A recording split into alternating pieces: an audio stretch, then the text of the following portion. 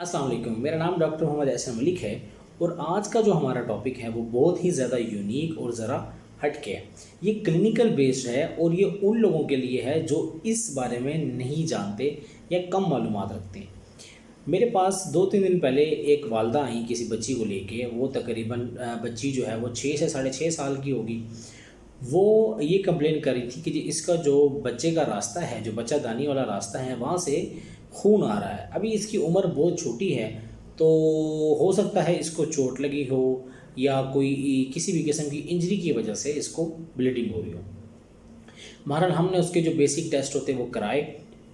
उसके बाद जब हमने अल्ट्रासाउंड कराया, जब हमने बेसिक मज़ीद जो उसकी बेस लाइन करवाई, उससे हमें ये अंदाज़ा हुआ कि इस बच्ची को एक ऐसी बीमारी है जो आम तौर पे बहुत कम पाई जाती है। उसको कहते हैं प्रीकोशियस प्यूबर्टी, कबल अज़ वक्त बलूगत। बालिग होने का जो लड़कियों का जो एवरेज ईयर है वो है 10 से 11 साल। लेकिन अगर 8 साल से पहले छोटी बच्चियां बालिग होना शुरू हो जाएं तो उसको कहते हैं प्रीकोशियस प्यूबर्टी, कबल अज़ वक्त बलूगत। इसकी जो इलामात हैं उनके अंदर ये है कि छाती जो है वो फूलना शुरू हो जाती है बगल में, और जो प्यूबिक हेयर्स हैं, जो पेट के नीचे जो बालों का आना, वो जल्दी आना शुरू हो जाते हैं। इसके अलावा आवाज़ जो है वो औरतों वाली होना शुरू हो जाती है। इसके अलावा जितने भी जो हार्मोन्स हैं जो फीमेल में होते हैं उनकी मिकदार जो है वो बॉडी में बढ़ना शुरू हो जाती है। ठीक है, इस वजह से हम इसे कहते हैं प्रीकोशियस प्यूबर्टी, के वक्त से पहले बालिग हो गई है ये बच्ची। ठीक है, इसकी जो वजूहात हैं उसमें कोई इन्फेक्शन हो सकता है, कोई ब्रेन का ट्यूमर हो सकता है, कोई ऐसी चीज़ है जो हमारे हार्मोन को ट्रिगर कर रही है, हार्मोन को स्टिमुलेट कर रही है। गोनेडोट्रोफिन हार्मोन है, रिलीजिंग हार्मोन GnRH, जो हमारे पिट्यूटरी ग्लैंड से, दिमाग के अंदर एक छोटा सा ग्लैंड होता है जो इसको सक्रीट करता है। अगर वो बॉडी में GnRH ज़्यादा सक्रीट हो तो अल्टीमेटली जो मैच्योर करने वाले, बालिग करने वाले जो हार्मोन्स हैं उनकी मिकदार भी ज़्यादा होना शुरू हो जाती है। ठीक, जब वो ज़्यादा होंगे तो वक्त से पहले बच्चा या बच्ची बालिग हो जाएंगे।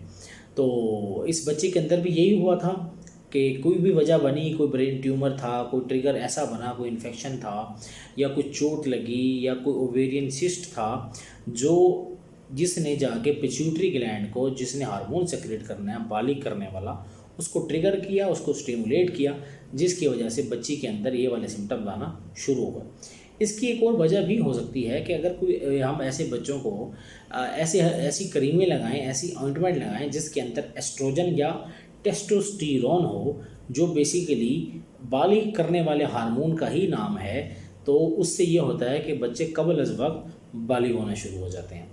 इसके इलाज में ये है कि अगर बच्ची मोटी है तो उसको हमने कमज़ोर करना है, बच्चा अगर मोटा है तो उसको कमज़ोर करना है। अगर उसके गले के टेस्ट सही नहीं आए, thyroid function T3 T4 TSH ठीक नहीं आए, तो उसको भी हमने ठीक करना है। ठीक है, इसके अलावा उसको साइकोलॉजिकली हमने ट्रीट करना है।